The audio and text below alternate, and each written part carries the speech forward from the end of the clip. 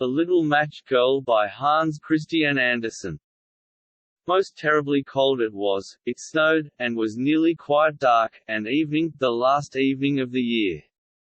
In this cold and darkness there went along the street a poor little girl, bareheaded, and with naked feet.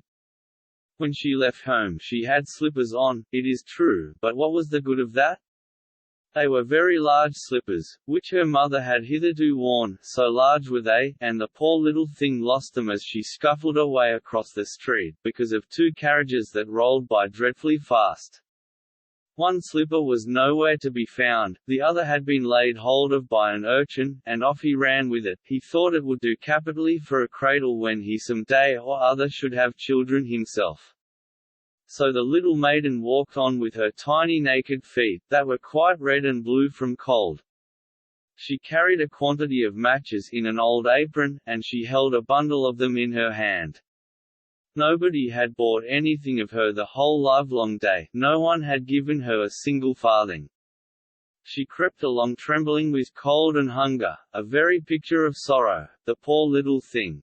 Curls around her neck, but of that, of course, she never once now thought. From all the windows the candles were gleaming, and it smelt so deliciously of roast goose, for you know it was New Year's Eve. Yes, that she thought. In a corner formed by two houses, of which one advanced more than the other, she seated herself down and cowered together.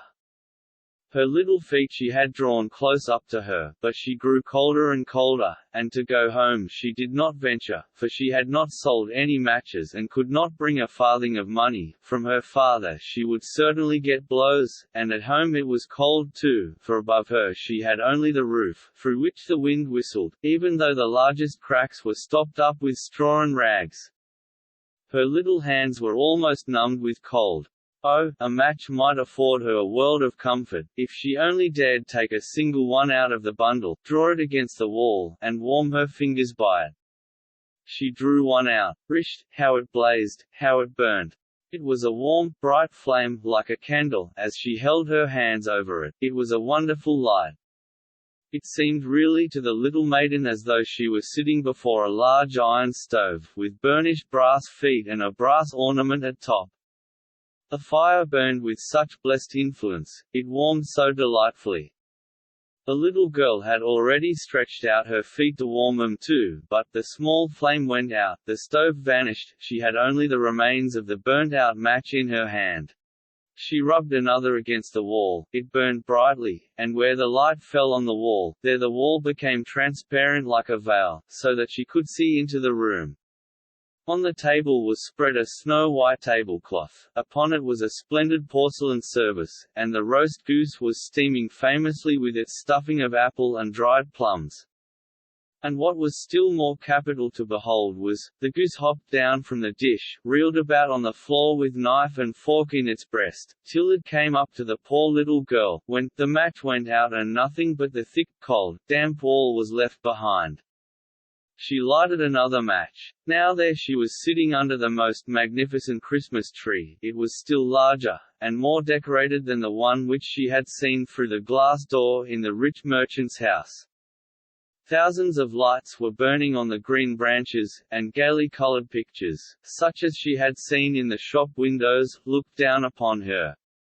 The little maiden stretched out her hands towards them when the match went out. The lights of the Christmas tree rose higher and higher. She saw them now as stars in heaven. One fell down and formed a long trail of fire. "Someone is just dead," said the little girl, for her old grandmother, the only person who had loved her, and who was now no more, had told her, that when a star falls, a soul ascends to God.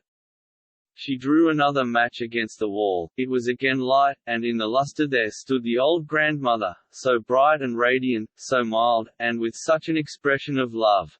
"Grandmother," cried the little one, "oh, take me with you. You go away when the match burns out, you vanish like the warm stove, like the delicious roast goose, and like the magnificent Christmas tree." And she rubbed the whole bundle of matches quickly against the wall, for she wanted to be quite sure of keeping her grandmother near her. And the matches gave such a brilliant light that it was brighter than at noonday. Never formerly had the grandmother been so beautiful and so tall. She took the little maiden on her arm, and both flew in brightness and in joy so high, so very high, and then above was neither cold, nor hunger, nor anxiety. They were with God. But in the corner, at the cold hour of dawn, sat the poor girl, with rosy cheeks and with a smiling mouth, leaning against the wall, frozen to death on the last evening of the old year. Stiff and stark sat the child there with her matches, of which one bundle had been burned. She wanted to warm herself, people said. No one had the slightest suspicion of what beautiful things she had seen, no one even dreamed of the splendor in which, with her grandmother she had entered on the joys of a new year.